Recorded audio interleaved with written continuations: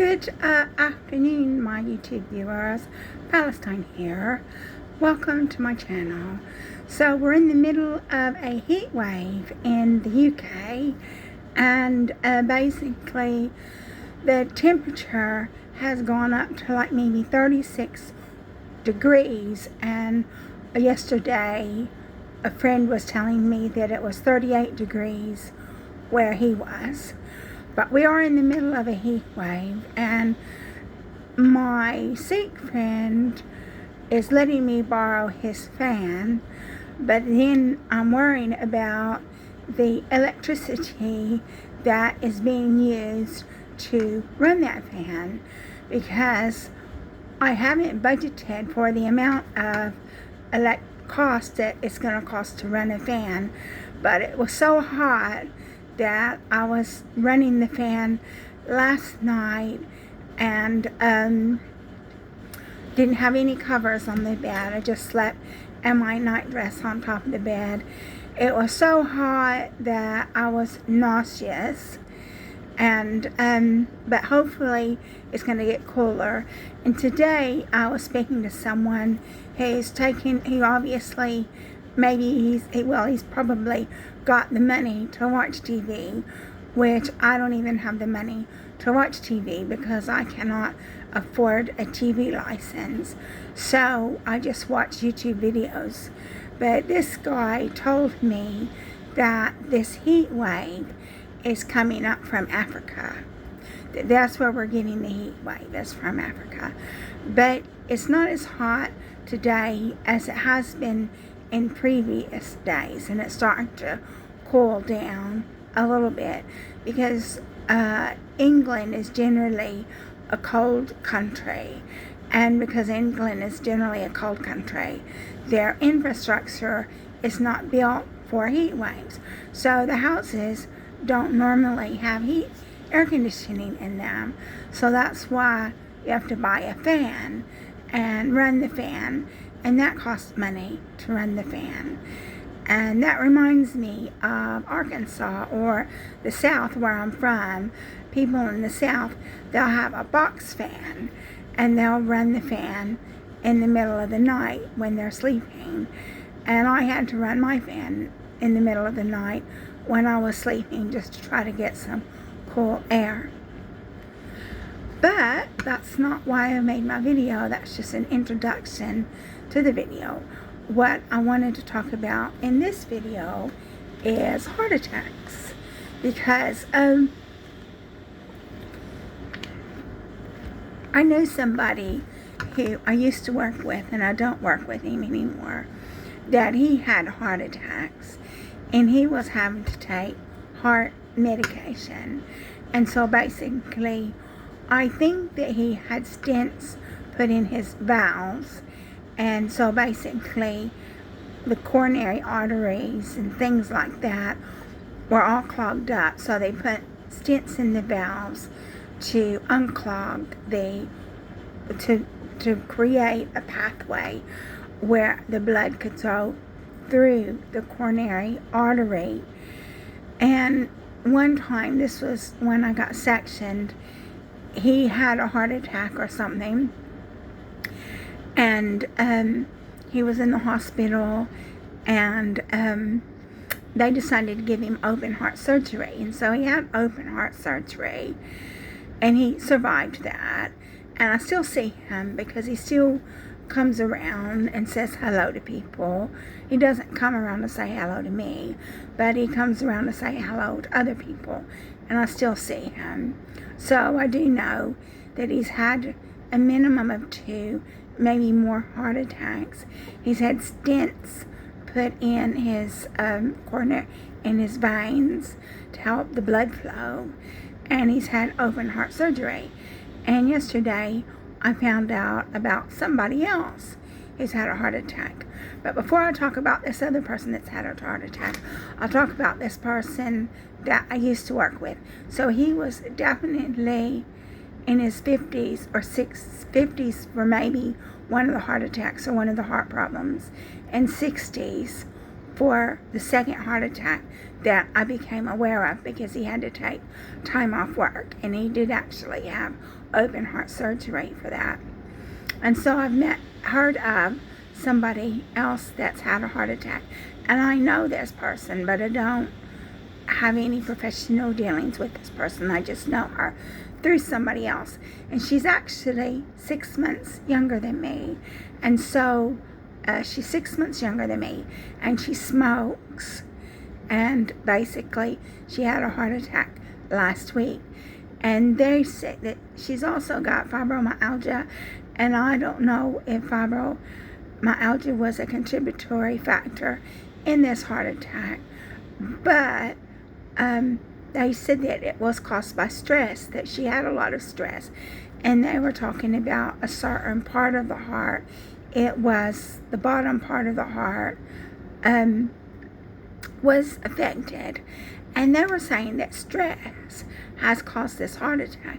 And I already knew that stress could cause a heart attack because my boyfriend, if you've watched my videos, you know he has a daughter who is not nice at all, and she did a lot of things to harm my boyfriend and me too.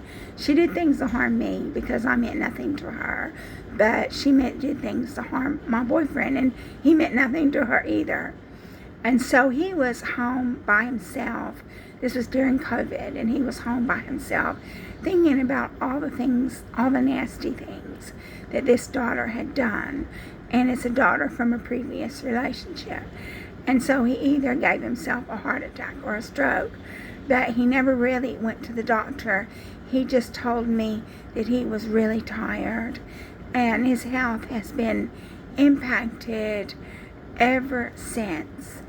And obviously this impact on his health has actually affected our relationship. But so basically, stress can give you a heart attack, which, you know, that's what they say. They say, you know, don't stress elderly people out because it can give them a heart attack. And my boyfriend was in his 50s, and he's still in his 50s. But obviously he was just at home by himself. It was at COVID, and he got himself all worked up in a state. And he thinks that either he had a heart attack or a stroke. And stress can cause that. Stress can cause that. I do know of somebody else who, I do know of somebody else, this was a long time ago, she was my landlady, that apparently her son was having an affair, and the wife of the son went and told my landlady that her son was having an affair, and she had a heart attack. So you do have to be careful how you deal with people, especially older people, because stress can cause a heart attack. And then so that gets to me. Okay, so I have a lot of stress. I mean, I think that when I was harassed out of my job at Foster Wheeler, I think that the people at Foster Wheeler were hoping that they could terrorize me to the point where I would have a heart attack or a stroke, because what I went through with that company was just abominable.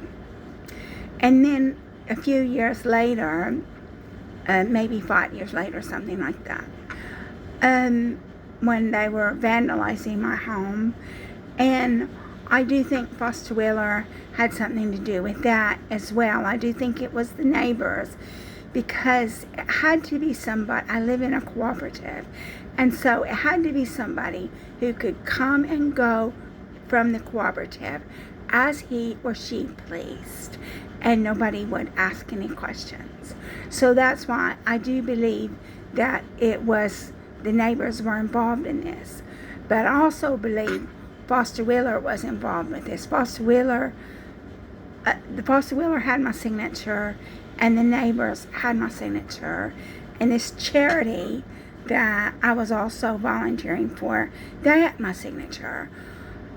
Quite a few people had my signature, and so these 3 organizations, maybe 4 organizations in particular, I do think that they either individually or collectively took insurance policies out on me because I was a vulnerable person, didn't have any dependents, didn't have any backup. And also Foster Wheeler got me and David Cameron got me a diagnosis of mental illness. So my credibility shot, so nobody wanted to listen to me. So when my flat was vandalized, they did something, which I'm not going to say what they did because I don't want to give anybody any ideas, but they did something that traumatized me to the point to where I think that they were hoping that I would have a heart attack or a stroke. I think the intention of what they did was to traumatize me, to give me a heart attack or a stroke. And I didn't have a heart attack or a stroke. And it's a miracle that I didn't, but I didn't. And so now, 5 years later, 6 years later, here I am. I guess whenever I have my heart checks, when I go to my diabetes clinic, because when you have your heart checked, when you've got diabetes, it also leads to heart problems. So they checked my heart and it said it was okay. But when I had my lung cancer test, where I had a scan of my lungs and everything else, they found that I have a mildly calcified coronary artery. So I don't know what's going to happen in that regard. I guess if it keeps calcifying, I don't know. I guess they're going to put a stent in there, because I don't know how you treat a calcified coronary artery. I suppose I'll have to look it up on the internet, but I know a lot of people who've had stents, like this one person that I know that's not my friend anymore. He's in his early 50s. He's already had stents put in, but I think that is to do with his lifestyle. And I don't have a bad lifestyle. The only drugs I take are the drugs that the UK government forces me to take. But I don't take any recreational drugs. And I don't drink very much. And I don't smoke. I used to smoke a long time ago, but I don't smoke now. So I don't know what's going to happen with this calcified coronary artery. They haven't told me they were going to do anything. They're giving me statins. But I guess that's supposed to kind of like keep your blood okay. And they say, because I've got high triglycerides or something like that, and they say that people who have high triglycerides are at more risk of having a heart attack. So I'm taking these statins for these high triglycerides. I think that's what it is. But they've not said anything about what they're going to do about my calcified coronary artery. I don't know if they're just going to wait until it gets worse, wait until I have a heart attack, and decide they're going to do something. I don't know. But I'll just keep trying to have a healthy lifestyle and hope I don't have a heart attack. Because I know somebody else that I used to work with, and she was diabetic, and she had a heart attack, but she unfriended me on Facebook, I believe, and I just ran into her in the hospital once, and she said that she'd had a heart attack. So I don't even know if she's still alive. But people who are diabetic have a higher incidence of heart attacks. And my granddad, he had a heart attack and died when he was 72. So I do have heart condition in my family. And I do have a calcified coronary artery. And so far, nothing's been done without that. So I just wanted to make this video to let you know about heart attacks and how heart attacks can affect people with diabetes. And since I have a calcified coronary artery and I have high triglycerides, I'm at risk of a heart attack in addition to everything else.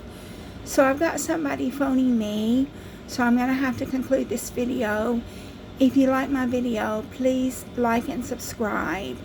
And it means a lot to me that you're watching my video. Thank you for watching my video. and finding out about my life and the lives of people I know, as pathetic as they may be.